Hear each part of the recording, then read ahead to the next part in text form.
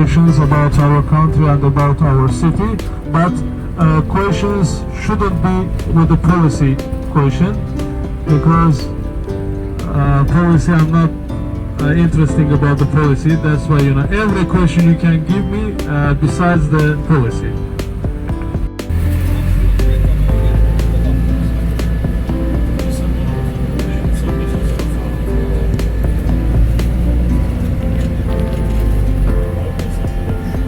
Okay, inshallah.